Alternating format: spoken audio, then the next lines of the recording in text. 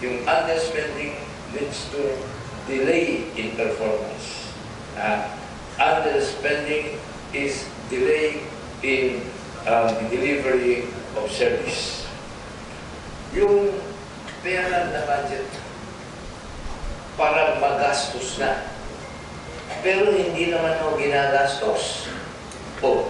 The government is there to spend it and not to save. Pinagpapalaki natin na ang dami nating savings, trillions of pesos.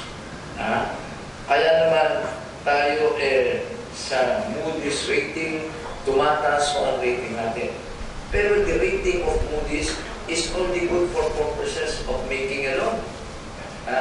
The Moody's rating does not show kung naiangat ang buhay ng tao, kung naging kalidad ang ating kalusugan, kung kalidad mo ang ating mga eskwela, hindi tayo naging kalidad.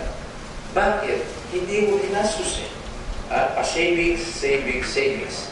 And it seems that now we are realizing, among other things, na kaya pala tayo mag-savings, savings, savings, inihanda ko sa halalan.